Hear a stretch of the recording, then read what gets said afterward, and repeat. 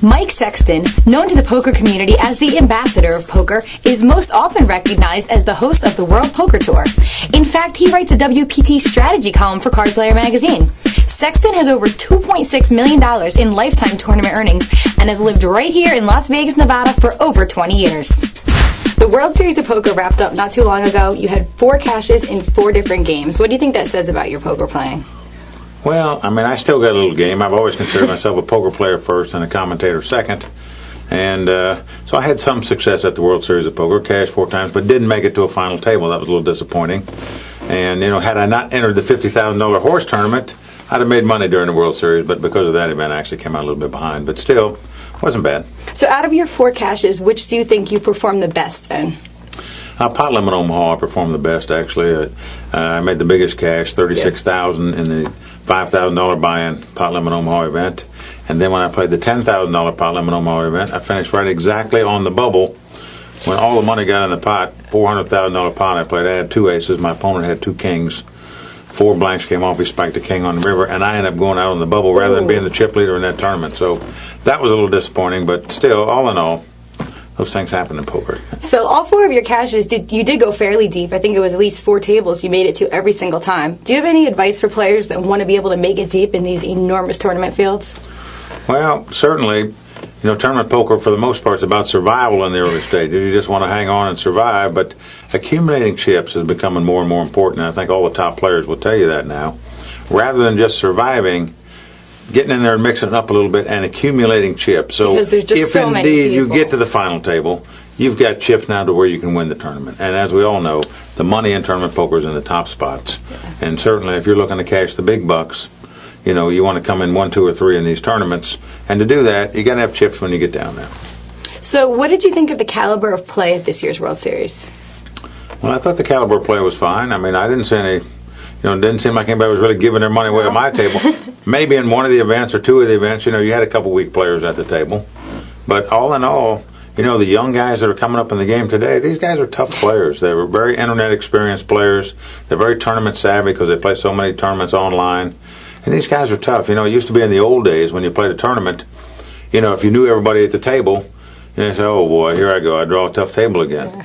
Now, you can draw 4 guys under 25 at the table that you may have never seen before, but believe me, it's going to be the toughest table in the room probably, because these guys are tough, they can play, they're fearless, they're aggressive, they're not afraid to put their chips out there. And it's tough, it's not easy, and we all know it's not easy, but still it's a challenge. And everybody loves playing tournament poker. So what do you think about the players in the World Series events, how they compare to the World Poker Tour players? Or is there a comparison? Well, not really. I think you have more numbers of players and perhaps, a newer set of players. You got to recognize in the World Poker Tour events, the buy-ins are all 10,000. So in the World Series of Poker events, there's many lower buy-ins, 1,000, 1,500, 2,000, that more people can afford to play in. So unless you win a satellite seat to get into a WPT event, or unless you have some substantial money, it's difficult to get in. So the caliber of the field as a whole was tougher in WPT events because the buy-in's higher, and generally that brings out the better players. So the Legends of Poker is coming up at the Bike. I've heard that's one of your favorite stops on the World Poker Tour. Why is that? Well, it really is, because that's an event where you bring out the Hollywood celebs. Many of them come and play in that tournament, and when they come out to play a WPT event, out comes all the media with it. Entertainment Tonight, Inside Edition, and all these, the paparazzi come out and follow these, legends in Hollywood to play in a poker tournament. And it's really fun. It creates a buzz for the event, besides the fact that it's usually, certainly one of the top 2 largest events on the WPT, all season long. So we have a large number of entries, a lot of excitement over there. And some of the celebrities are actually decent poker players now. They're very good poker players now. Believe me, you can take a guy like... Ben Affleck certainly. He's not playing much now, but Tobey Maguire, you can put him in any poker game in the world. He's not going to be an underdog. James Woods, Lou Diamond Phillips, these guys play tough poker. Yeah. And, they all come out and play in our WPT events in L.A., and it's fun to have them in there. So recently you've been contributing a WPT strategy article to our magazine. I recently read one about Joe Pelton's victory. What do you think was the strongest part of his game? Well, when Joe came in, he was virtually an unknown in the WPT events, and certainly I think he came in made a name for himself. And third, he made a big name for himself. And, it's just, he's another one of those guys that, is not afraid to put his chips out there. If he feels like he can take a pot away from somebody, he'll make a move at it to take it away. That's what the great players do that the average guys don't. Yeah. The average players are just waiting for the cards. When they get them, they'll put their chips out there. The great players understand you don't have to have cards to win a pot. That if you sense just a little bit of weakness on your opponent's part, even though they may be betting at the pot, you can take it away from them by coming over the top of them and making a big bet at the pot. And this is what the great players do. They don't wait for cards. They go with their gut instincts play the situation. And their feel, so to speak, to play the situation and take the pot away from the opponents, and that's what they do. So do you think there was a flaw in Frankie Odell's game that cost him that WPT title? Well, I do. He made one big mistake in a hand that cost him all his chips. What happened? And, well, it was a situational hand where I think the flop came Queen 4-4 or something like that. You know, and he just had a pair of sevens in his hand and went raise, re-raise, re-raise, re-raise, and you know, he was up against an ace-4 or something. He just got carried away. He just had a mental block that cost him most of his chips in last year's WPT event. He came in second, still was a pretty good performance. Actually won a world bracelet at this year's World Series of Poker. So, you know, he's back on track and on target, but every once in a while you do have a block and you just think the guy has nothing and you're going to go with your hand no matter what it is. And then when he shows up with a hand, you say, what was I thinking? Why did I get all my chips in there in that spot, you know? Absolutely. When you didn't have to gamble that many chips in there. It's true. So it cost him. What do you think about the players when they're under the WPT lights? They've got the audience. They've got you and Vince there commentating. Do you think that affects their play at all, especially the amateurs? No, there's no question about it. The first time you come to a WPT final table, you feel that pressure, and it's a little awkward. And you're not used to the camera coming out of the rails, and you got to show your cards and all this. But once the game starts progressing, you get used to it. You sort of block out the lights and the crowd, and this doesn't bother you anymore when you're looking at your cards.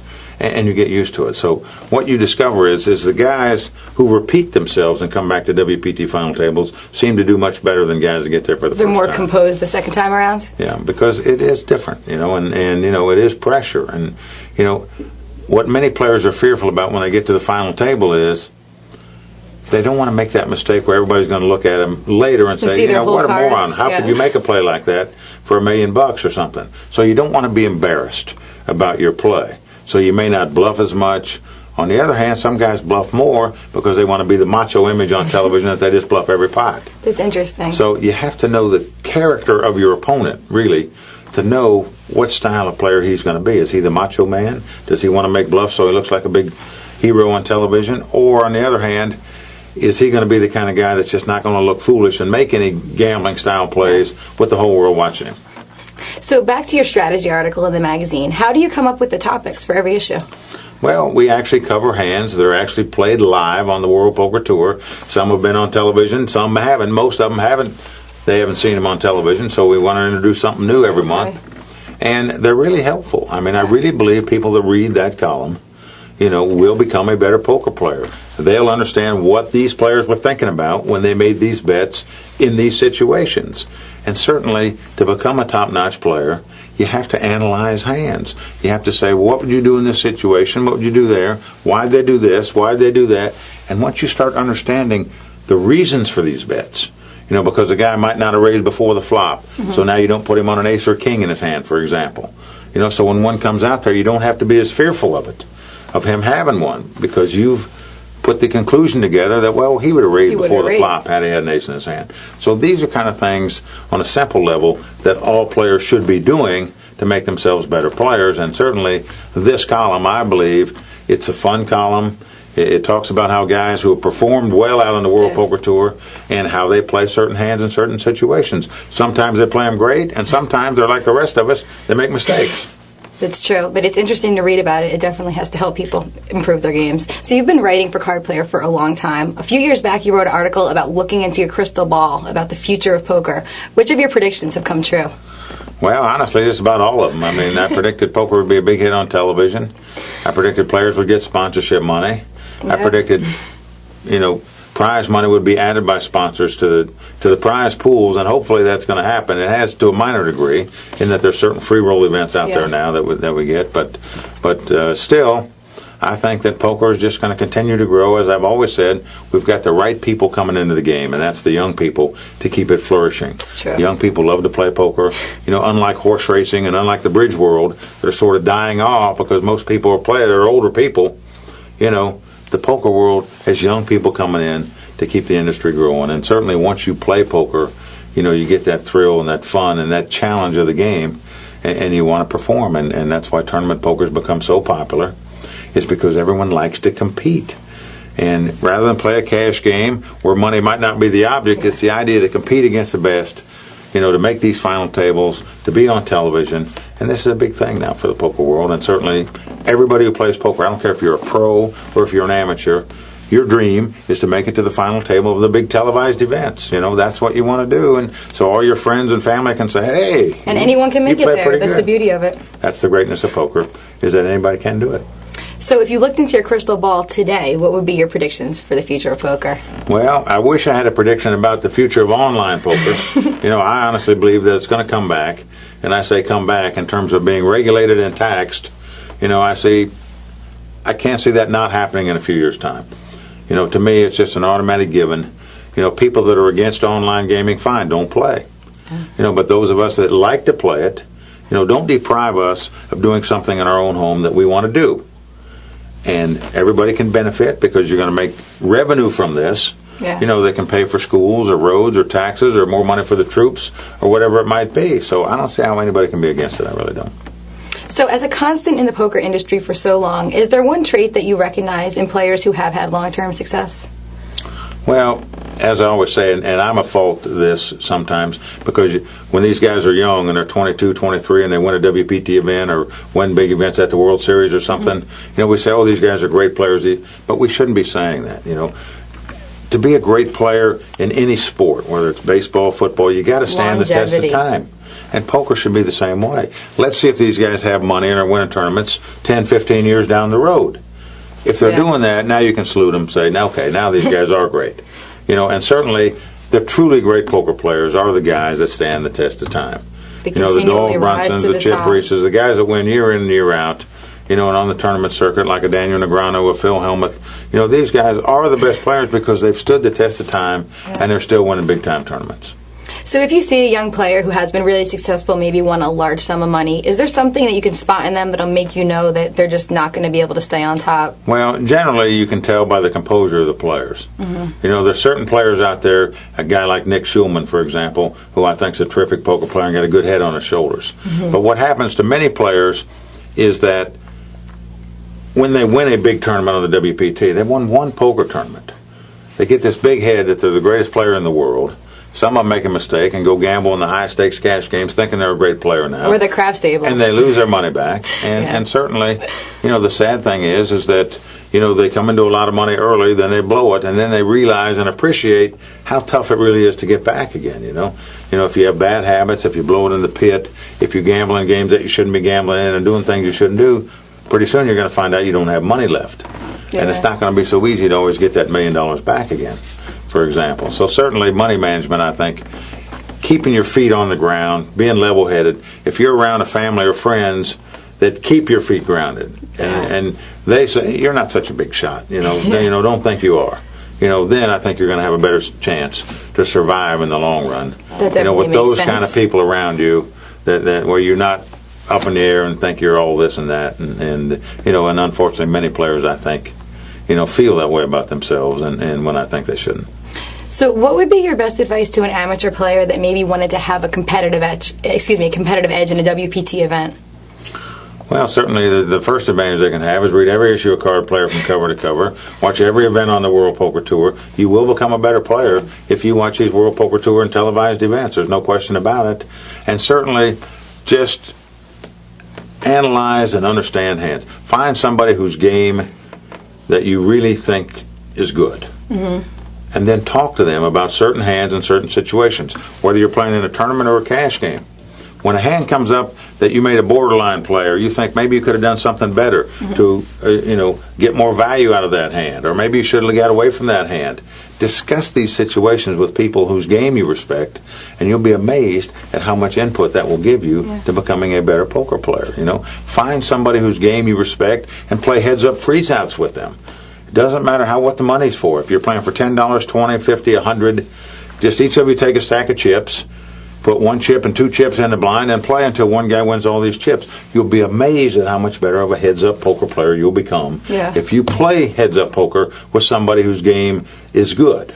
But you got to be playing for something. You can't just shove it all in there and be laughing and giggling. You have to play serious. Keep it serious. But you have to play for something, I feel like, that means a little bit to you. Yeah, and the challenge of it all, but that will wow you, is how much better you become of a heads-up poker player. So tell us where you're heading out to today. Well, today I'm actually involved in doing some commentating this week for ESPN for a high-stakes entertainment. It's a high-stakes golf tournament, actually, that features many of the prominent poker players in the world. Doyle Brunson and Dewey Tomko sort of put this together with some people on the ESPN staff, and it's just going to be a phenomenal outing where we've got poker players, some of them who can't shoot 90 or 100, out there betting $1 million on golf. $1 million a hole they're going to be playing for. It's inconceivable, almost. Two-man teams or $200,000 buy-ins, and we're going to have 10 of those teams out there competing for $1 million first-place prize. So it's going to be fun to see these guys out of their element, a lot of money at playing stake. for big bucks. But the TV audience, I think, is going to love this. I really believe if you put this event up against a PGA Tour event, that many more people are going to watch this, because it's more money, more entertaining, it's more pressure, and it's guys that play like we do, who are bogey players, who are going to chunk shots, who are going to miss 3-foot putts, unlike the pros, and it's going to be fun to watch, and a lot of drama and excitement, and having all these top-notch poker players out there, competing in this. These guys are big-time competitors. And they all want to win. Any high-stakes poker player is basically a gambler at heart. And they're going to bet big on the golf course. They're going to bet big on sports. They may play in the pit. Bet big on bowling. They play high stakes. Anything they do, they just have gambling in their blood. And certainly when this opportunity came up for them to be on a TV show about high stakes golf, most of them jumped at the chance because it's going to be fun for them, and they just want a fair shot, and if they perform well, they want to be in the hunt, and if they dog it and choke, like I think a lot of them will, then they're not going to make it in the money. But it's certainly going to be fun to watch and very exciting. It sounds like a lot of fun. I'll let you get out to the golf course and out of the studio. Thanks for coming by. I appreciate it. Good to see you again. Good to see you. Lizzie Harrison with Mike Sexton for Card Player TV.